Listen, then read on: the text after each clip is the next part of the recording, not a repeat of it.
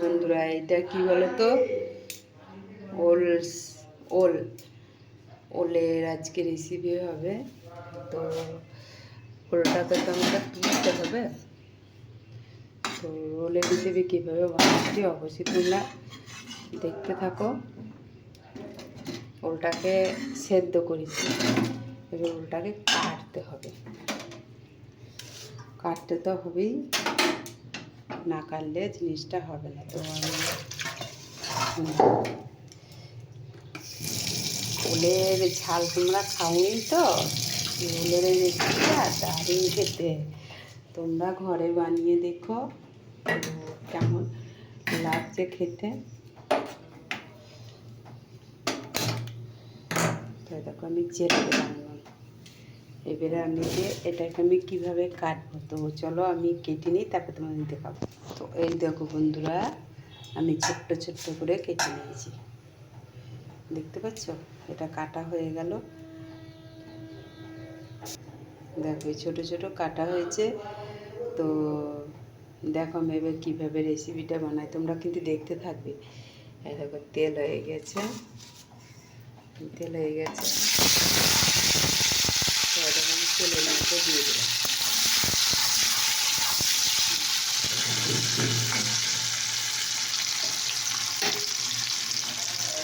দেখতে থাকো তোমরা, তোমাদের দেখলে দেখো ভালো লাগবে যে কীভাবে বানাচ্ছে। তোমাদের একই আবারও কথা বলছি যে তোমরা ঘরে বানিয়ে এইভাবে জিনিসটাকে দেখো যে কেমন লাগছে। তাহলে তোমরা জিনিসটা খেয়ে বুঝতে পারবে যে হ্যাঁ সত্যি আমি কী বলি। এটাকে তো ফুলে দিয়ে দেবো।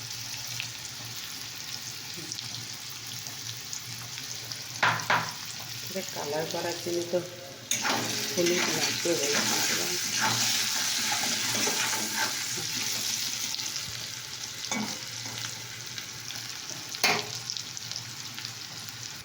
তো দেখো বন্ধুরা, তো দেখো ভাজা হয়ে গেছে। এবার আমি দেখো বন্ধুরা ভাজা তোলা হয়ে গেছে। তো এটাকে আমি তেজপাতা দিয়ে দিলাম, বুঝতে পারছি তেজপাতা হচ্ছে। তো এটাকে এর সঙ্গে হলুদ, লঙ্কা গুঁড়ো আর নুন, আর ওর সঙ্গে তলায় আছে আদা, রসুন, পেঁয়াজ। তো এটা হয়েছে। এবারে আমি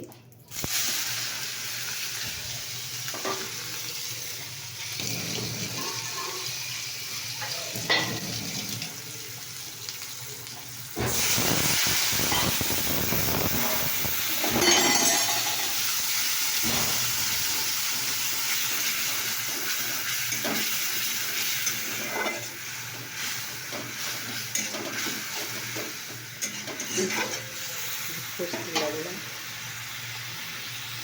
দেখো বন্ধুরা মশলাটা তেল দিয়ে এসে দেখতে পাচ্ছ।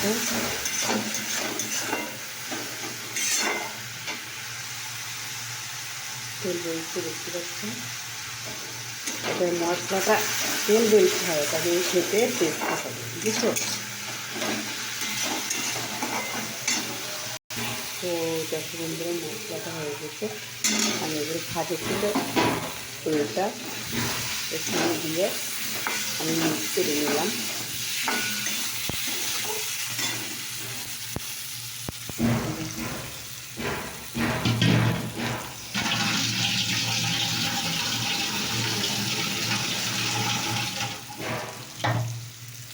তো জল হলো,